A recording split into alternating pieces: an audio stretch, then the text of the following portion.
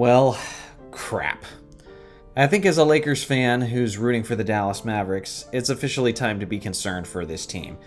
A lot of Dallas Mavericks fans have been coping and justifying the Game 1 loss, which again was in Boston, and you kind of expect Boston to win, with the fact that the Mavericks usually lose the first game. After all, Jason Kidd is 1-6 in Game 1s, yet they kept winning series.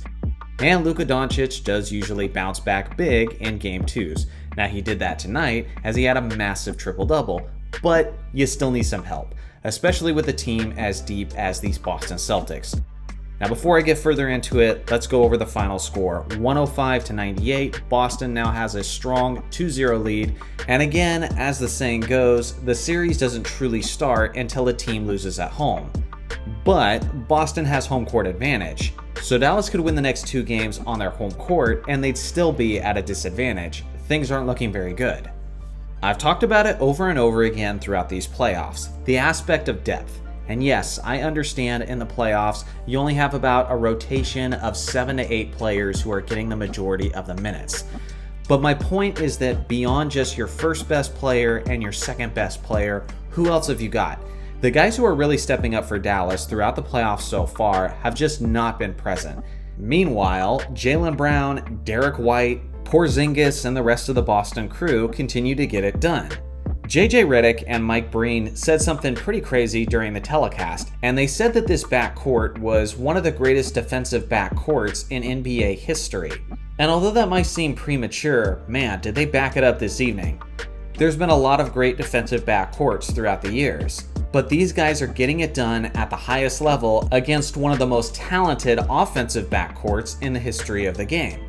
Which leads me to my next point. Kyrie Irving is struggling, and we can't just let him keep skating by without any major criticism. Throughout these playoffs, I've been hearing constantly that he's one of the most skilled basketball players ever, and a lot of younger basketball fans do call him just that, the most skilled basketball player ever. He hasn't looked like it this series, as he continues to be inefficient and missing in action. We were hoping to see a great revenge series from this guy, but Jrue Holiday is doing his best to put the clamps on him, and he continues to make bad mistakes and crucial turnovers at the worst times for Dallas.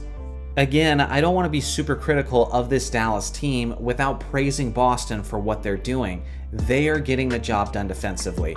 And again, this series is still up for grabs in a way because we haven't played a game in Dallas yet.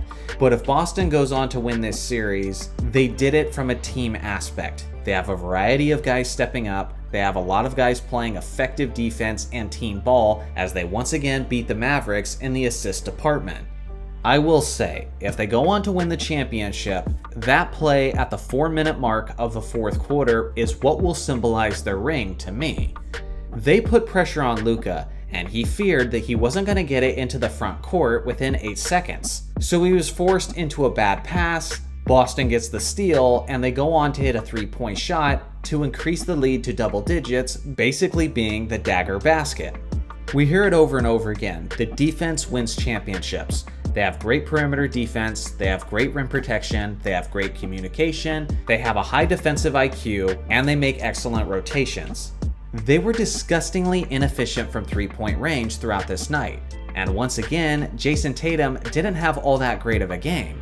If that's what can happen, and their team is still up by double digits throughout the majority of the night, then again, that's just bad news for Dallas. One of the major talking points heading into this series is whether or not Dallas's role players could continue to produce at the level that they've been doing. And unfortunately, they just haven't been able to. Their inexperience and their youth is starting to show, while the proven veterans and the experienced players of the Boston Celtics are getting it done. They seem to be the more poised team and to be more ready for the spotlight. I said leading into this series that all the Mavericks had to do was keep the game close, and that their 2 superstars would get it done for the fact that they were the most clutch players involved. And 2 things we've realized in this series. 1, they're struggling to keep it close. They haven't been able to do that, and because of that, Luka's not able to close out games. And the second point is Kyrie Irving just hasn't looked like Kyrie Irving. Again, he looks like he's in his head. Like the moment's getting to him, like the crowd's getting to him, like Jrue Holiday's getting to him, and he's not playing like the player that we've seen throughout the majority of these playoffs. Again, he's usually a pretty streaky player, but he's been extremely inefficient and he's making decisions that are leaving us all puzzled. One thing we know about this Dallas group is that they never lay over. They have tons of fight, they have tons of grit, and I assume they're going to come out strong in Dallas, just like they came out strong to open this game. But I think if we're being honest, most general basketball fans, not Mavericks fans, but most general basketball fans are seeing the writing on the wall. This Boston team's just better, they're just deeper, and they're just more experienced. In order to beat these guys, Luka and Kyrie both have to be at their best, and they need some of these role players to step up, but that's a lot to ask. Now for a Finals MVP update, things are starting to get pretty interesting. Obviously, if the Mavericks were somehow able to come back and win, then Luka is clearly the frontrunner candidate. But in Boston, it's completely up for grabs. Jason Tatum certainly doesn't look like the frontrunner, even though he got close to a triple-double, he's been pretty inefficient. Jaylen Brown has been a pretty consistent two-way force, although he's not necessarily exploding on the stat sheet, so I think at this moment, he's probably the frontrunner. Porzingis opened up with a strong first game, but in game 2, he hasn't quite maintained that pace and wasn't nearly as productive. Look out for Drew Holiday though as a sneaky candidate so far. He had a monstrous second game with 26 points, 11 rebounds, and 3 assists. And he might be that Andre Iguodala 2015 type candidate to where he's recognized more for his defensive effort than his offensive production, seeing the job that he's doing on Kyrie Irving. As things currently stand, it's put up or shut up time for Dallas, so Game 3 is a do or die situation, and hopefully we'll see things get a little bit more interesting from here on out. So what do you guys think? Is Dallas defending home court, or is it all just a matter of time for Boston?